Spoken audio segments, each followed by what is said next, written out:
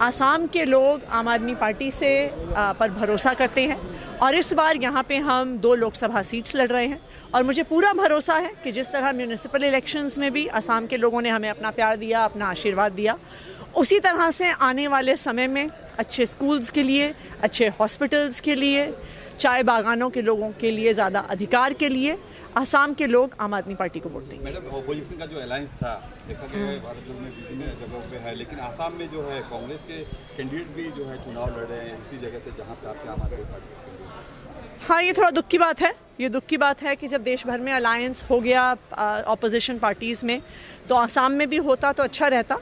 और लेकिन फिर भी मुझे पूरा भरोसा है कि जिस मजबूती से हमारे दोनों लोकसभा के कैंडिडेट्स अपना चुनाव लड़ रहे हैं, इस बार आसाम में लोकसभा के चुनाव में आम आदमी पार्टी का खाता ज़रूर खुलेगा। मैडम, क्या मुद्दा होगा आसाम में, खासतौर पे आपका क्या मुद्दा होगा? मेरे हिसाब से 3 या 4 महत्वपूर्ण मुद्दे हैं।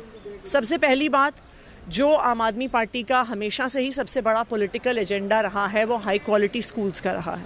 आप आसाम में देखिए, पिछले कुछ सालों में 8,000 से ज़्यादा स्कूल बंद हो गए हैं। कहते हैं कि सरकारी स्कूल में बच्चे नहीं आते। क्यों नहीं आते सरकारी स्कूल में बच्चे? इसलिए नहीं आते हैं क्योंकि सरकारी स्कूलों का इतना बुरा हाल है। आप अस्पतालों में जाइए, आप हेल्थ सेंटर्स में जाइए, वहाँ पे दवाइयाँ नहीं हैं, डॉक्टर नहीं हैं, वहाँ पे हाल ठीक नहीं है। नंबर तीसरा जो इम्पोर्टेंट मुद्दा है, वो चाय बागान में काम करने वाले लोगों के अधिकारों का है, उनकी मिनिमम वेज का है। आज भी वहाँ पर चाय बागान में 250 रुपये महीने, 250 रुपये दिन के आधार पे पेमेंट होता है। आप दिल्ली में देखिए, दिल्ली की देश के हिसाब से हाईएस्ट मिनिमम वेज है।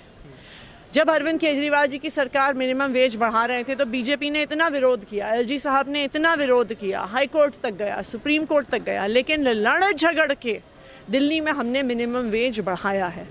उसी तरह से आसाम में भी मिनिमम वेज चाय बागान के वर्कर्स के लिए बढ़ाया जाएगा।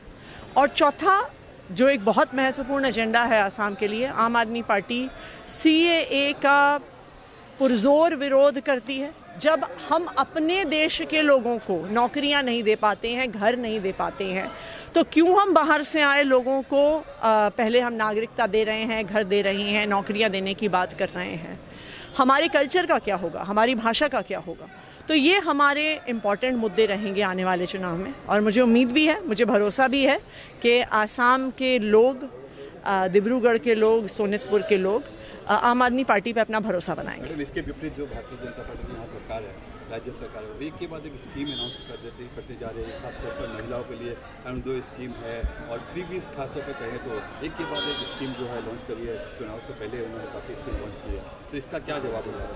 देखिए, चुनाव से पहले जो स्कीम लॉन्च होती है, हमारे देश के हर वोटर को उसकी सच्चाई पता होती है कि आज चुनाव से 2 दिन पहले, 4 दिन पहले, 5 दिन पहले हेमंत बिस्व शर्मा जी की सरकार आज तो आई नहीं है। अगर उन्हें वास्तविक तौर पे महिलाओं के लिए काम करना होता, गरीबों के लिए काम करना होता, तो उन्हें चुनाव का इंतजार करने की क्या ज़रूरत थी? वो पहले ही कर सकते थे। एक चुनी हुई सरकार में पार्टी स्कीम के आधार पे वोट मांग रही है, नई स्कीम के आधार पे वोट मांग रही है, इसका मतलब ही है कि उन्होंने कोई काम नहीं किया है। अगर उन्होंने काम किया होता तो अपने काम के आधार पे वोट मांगते। जैसे अरविंद केजरीवाल दिल्ली में जाके अपने काम के आधार पर वोट मांग रहे हैं, हेमंत बिस्व शर्मा जी भी मांगते।